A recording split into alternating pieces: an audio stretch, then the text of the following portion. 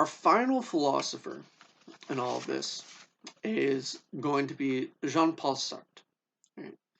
The great existentialist philosopher who lived from 1905 to 1980. Now, Sartre was an indeterminist who argued for it based off of the more classical indeterminate basis of the idea of necessary but insufficient causation. Right? Now, this idea says that, to give you a basic overview of it, says that X is a necessary cause of Y. Thus, Y's presence is enough to conclude that X occurred. However, X occurring is not sufficient to guarantee that Y happens. Right? And the easiest way of grasping this in less abstract terms is to talk about sex and babies. This isn't the whole birds and the bees spiel, it's just cause and effect, right? So before in vitro fertilization, right, and we're coming up on test tube babies, but before all of that, right, was pretty straightforward how you got a baby. You had sex, baby resulted, right? So if there's a baby, you can be sure that someone had sex, right? But just because you have sex doesn't mean a baby is guaranteed every time. Right? The world would be a fucking mess, even more overpopulated than it is, if that was the case, right? So, sex causes babies, but if there's a baby, someone had sex, but just because you have sex doesn't mean you're gonna have a baby, right? And that's a case of necessary but insufficient causation. Right? Now,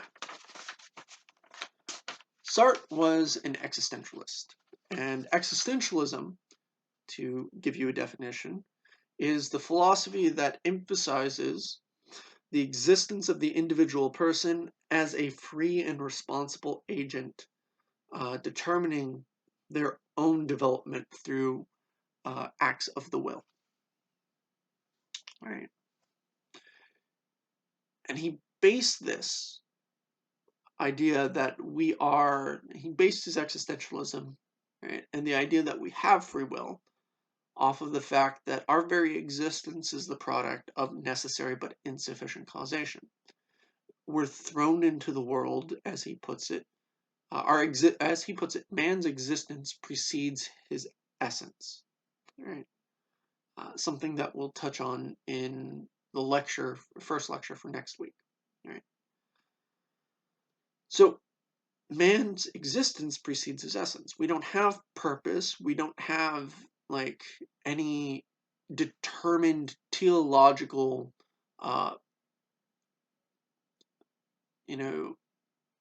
goal that guides our every action. We're just thrown into the world, to use his teacher Martin Heidegger's terminology. We're thrown into the world, and being thrown into the world, we just have to react and act in it, right?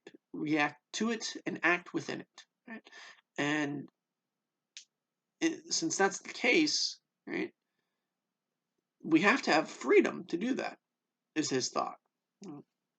As he puts it, actually, we have radical freedom, the ability to self-determine who we are. And it's given to us by this fact that man's existence precedes his essence. We're radically free. Now,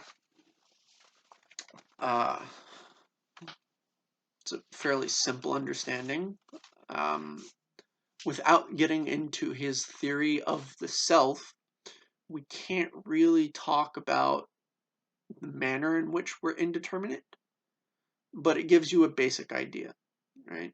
We're thrown into the world by random chance, and since random chance is the source of our very birth, There's nothing which says necessarily that everything after that point is dictated by strict cause and effect. And since there's nothing that necessarily says that, it's equal opportunity to assume that we do have the freedom, this radical freedom of choice, to determine who we are. Right? That now there's nothing also that doesn't say that this isn't a viewpoint that's compatible up to the moment of birth with Holbach's determinism.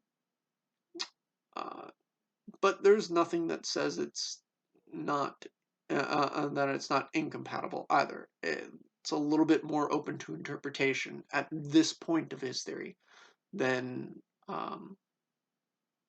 say, Popper's own.